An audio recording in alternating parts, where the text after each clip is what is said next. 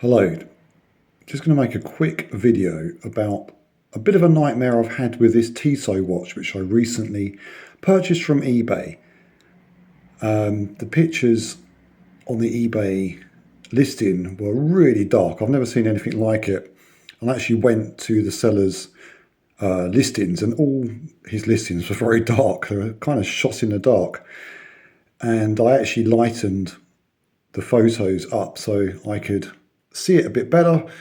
But even then, I couldn't really see the extent of the scratches on the case. But that's not the problem. The problem is I have cleaned it up a bit. And in doing so, I've managed to knock off the two T's of the Tissot. So what I did is I've had the back off, removed the crown, which I don't think is original, so that the movement then drops out, and using a cotton bud and a little bit of mild soapy water, just a tiny bit, just dabbing away gently at the dial and removing any build-up of dirt which had accumulated on the face over the last, what is this, like an early 1970s watch? So yeah, not far off 50 years, maybe 50 years of dirt that's managed to get inside there. And it was really lifting the look of the face. It was working, but I touched the logo or went over the logo and immediately the two T's disappeared, to my shock and horror. Nothing else moved. The indices, the numbers, they were fine. But I'm a complete novice to this. I was taking it very gentle, but I was surprised how they just literally dissolved or lifted off. I'm not quite sure what they did, but they disappeared. But that's not the end of my watch woes with this one. Okay, so when I got the watch, the case I thought was solid stainless steel, but on closer inspection, you can see wear on the edges where it goes down to the, I think it's brass. So it's some kind of metallic coating. I don't know, what is it? I wouldn't like to say it's chrome. It doesn't look like chrome, but it's some kind of metallic coating on there. I don't think it's silver. But anyway, I couldn't really polish it up too much because we're down to the base metal already. But I've done what I could. I've lifted the look of it. It was in quite a scratched state. And I polished up the glass as well. That had quite a lot of scratches in. I haven't gone too crazy on it, but I've managed to remove some of the worst ones and it does look better than it did. However, the watch was working, albeit it kept stopping, and the wind felt fairly stiff to wind. And I left it in a drawer for a few days, and literally the other day I got it out of the drawer, wanted to wind it just to get it working again, because I haven't got a strap, so it's you know, you can give it a shake around because it's an automatic. But I just gave it a bit of a wind, heard a strange sound, and I've took the back off, and I'll just pause this to show you what I mean.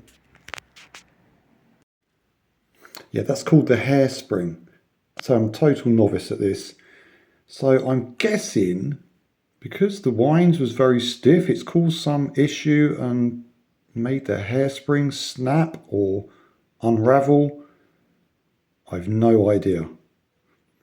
The movement is a Tissot and Fils, which I believe is an early Tissot movement and quite rare. It is the 884 movement. And from what I read, it doesn't have jewels. It has nylon jewels. It doesn't have, is it ruby jewels? This comes with nylon jewels. I don't know if that makes it better or worse. And you can probably see them there. So that was obviously faulty when I bought it, as it wasn't winding, it was stopping. Me winding it a little bit too much, perhaps, has caused this to happen. I'm sure the hairspring could be replaced, the watch could be serviced, but it's down to cost. Is it worth doing? Probably I can't do it, not without taking a watchmaker's course and getting all the tools. I mean, it would be interesting, I suppose.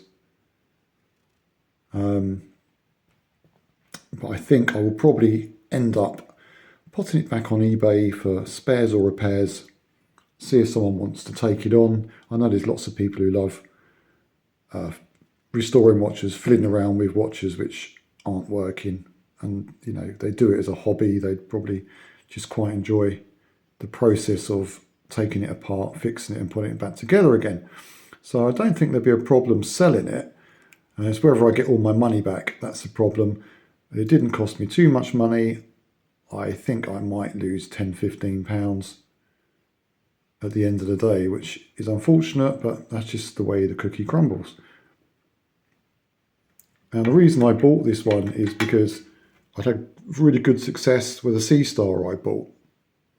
So before you get at me, oh, you shouldn't be cleaning the face, this one came out really well, and on the rotary I did the same thing and that came out very well.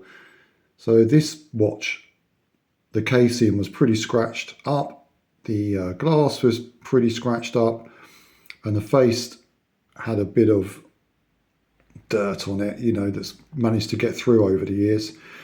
And I did the same treatment using a cotton bud, some mild soap, kind of in a bit of water, and just gently dabbed at it, very gently, and it's come up, I think, very well. I've hand polished the case